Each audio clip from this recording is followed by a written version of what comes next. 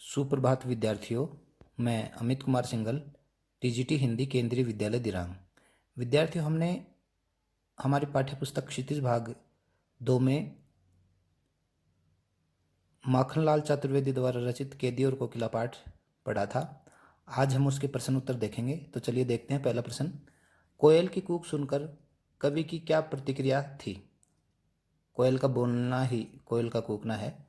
कोयल की कूक सुनकर कवि को लगता है कि वह कोई विशेष संदेशा लेकर आई है। इसका कारण यह है कि कोयल प्राय सवेरे कूकती है और अब वह अर्धरात्रि के समय कूक रही है, अतः कोई विशेष बात अवश्य है। कोयल कब कूकती है? प्रातः, यानी सुबह सवेरे। और कोयल कब कूक रही है? आधी रात को। तो लेखक को ये लगता है कि शायद कोयल विशेष संदेश लेकर आई है, कोई खास संदेश दे रही है।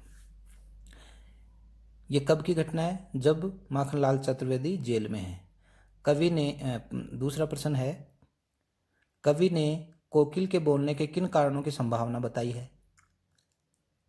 जब कवि माखनलाल चतुर्वेदी जेल में रहते हैं और कोयल कूकती है और उनके दर्द को बढ़ा रही है, तो कोयल के बोलने की क्या क्या संभावनाएं हो सकती हैं वो कवि ने बताई हैं कि वह किसी का संदेशा लेकर आई है, या वह बावली हो गई जो अर्धरात्रि को चीख रही है।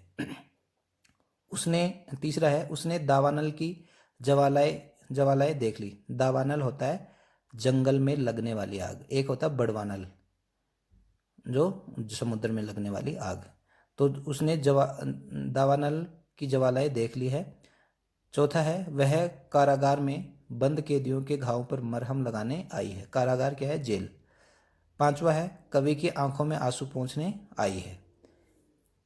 कवि की आंखों में आंसू पोंछने या शांत समय में अंधेरे को भेदने आई है। सातवां है, स्वतंत्रता का गान सुनाकर लोगों में जोश भरने आई है, यानी जो स्वतंत्रता सेनानी हैं उनको अपने मधुर संगीत सुनाकर उनमें जोश भरने आई है, या अंधकार को भेदने आई है, या क्रांतिकारियों के आंसू पूछने आई है, या कारागार में बंद कैदियों के घावों के मरहम लगाने आई है, या उसने दावानल की ज्वालाएं देख ली हैं, या वह बावली हो गई है जो अर्धरात्रि में चीख रही है, या वह कोई विशेष संदेश लेकर आई है। प्रश्न नंबर 3 है, किस शासन की तुलना तम के प्रभाव से की गई है और क्यों? ब्रिटिश शासन की तुलना तम के प्रभाव से की गई है। दोनों का स्वरूप काला है। ब्रिटिश शासन के कारनामे काले हैं, वे अन्याय के प्रतीक हैं। क्या है? अन्याय के प्रतीक हैं। ब्रिटिश शासन की तुलना तम यहाँ क्या है? अंधेरा। तम के प्रभाव से की गई है। दोनों का स्वरूप कैसा है? काला है। और ब्रिटिश का शासन भी कैसा है? काला। क्यों? क्योंकि वो लोगों का शोषण करता है, अत्याचार करता है, यातनाएं देता है। ब्रिटिश शासन के कारनामे काले हैं, वे अन्याय के प्रतीक हैं। प्रश्न नंबर 4 है, कविता के आधार पर पराधीन भारत की जेलों में दी जाने वाली यंत्रणाओं का वर्णन कीजिए। पराधीन भारत, जब हमारा देश अंग्रेजों का गुलाम था, उस समय जेलों में यंत्रणाएं या यातनाएं यानी कैसे परेशान किया जाता था, कैसे दुख दिए जाते थे कैदियों को। पराधीन भारत की जेलों में कैदियों को भारी यंत्रणाएं दी जाती थी। उनमें यह है, उन्हें छोटी अंधेरी कोठरी में रखा जाता था, यानी छोटी सी कोठरी होती थी 10 फीट की। उन्हें भरपेट खाना तक नहीं दिया जाता था। उन्हें क्या नहीं दिया जाता? भरपेट खाना नहीं दिया जाता था। उनकी नींद में तरह तरह की बाधाएं डाली जाती थी, यानी उन्हें सोने नहीं दिया जाता था। चौथा है, उन्हें काफ़ी कठोर श्रमसाध्य कार्य कराए जाते थे, यानी हार्ड वर्क करवाया जाता था, कठोर काम करवाया जाता था। कमर में रस्सा यथा कौन कौन से होते थे? कमर में रस्सा बांधकर चरस खिंचवाना, यानी ये चरस किससे? बैलों से खिंचवाया जाता था, लेकिन बैलों की जगह किसको जोता जाता था? आदमी को। कोल्लू के बैल की तरह जोतना। और कोल्लू में भी क्या जोता था? बैल को जोतना था, लेकिन वो आदमी को जोतते थे। और जमीन खुदवाना। प्रश्न नंबर 5, और ये जब ये काम नहीं होते थे तो बहुत यातनाएं दी जाती थी, बहुत मारा जाता था। प्रश्न नंबर 5 है, स्पष्ट कीजिए, मर्दुल वैभव की रखवाली सी कोकिल बोलो। कोयल मर्दुल क्या होती है? मीठा। मर्दु कोमल वैभव की रखवाली करने वाली माना जाता है, अर्थात उसके स्वर में कोमलता एवं मिठास होती है। उसका वेदनापूर्ण स्वर में फूंक पड़ना कुछ अनोखा सा प्रतीत होता है। उसका वेदनापूर्ण स्वर में हुक पड़ना कुछ अनोखा सा प्रतीत होता है।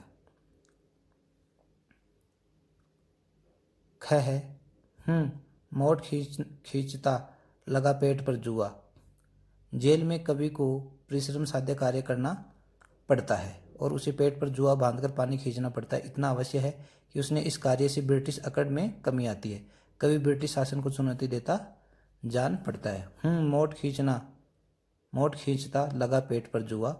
आदमी क्या करता है? मोट खींचता है और खाली करता है ब्रिटिश अकड़ का कुआं। लेकिन वो क्या करता है? इतना यातनाएं सह लेता है, लेकिन ब्रिटिश शासन के अकड़ को कम कर रहा है। वो हार नहीं मान रहा। प्रश्न नंबर 6 है, अर्धरात्रि में कोयल की चीख से कवि को क्या अंदेशा है? अर्धरात्रि में कोयल की चीख से कवि को यह अंदेशा होता है कि कहीं वह अपना मानसिक संतुलन तो नहीं खो बैठी है। वह बावली भी हो सकती है, उसका विवेक खो गया प्रतीत होता है।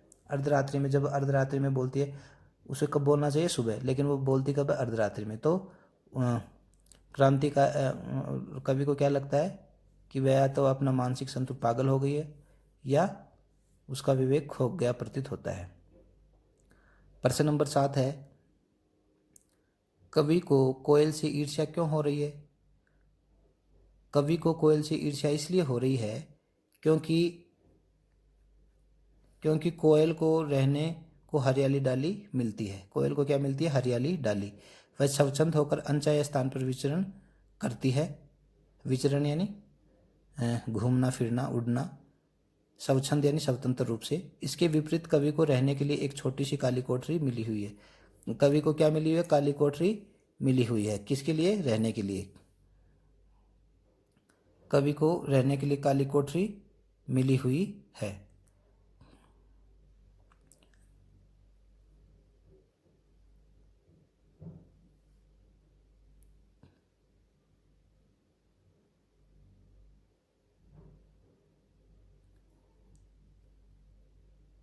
कवि को कोयल से ईर्ष्या क्यों है? कि इसके विपरीत कवि को रहने के लिए छोटी सी काली कोठरी मिली है। कोयल का संसार नभ तक फैला है।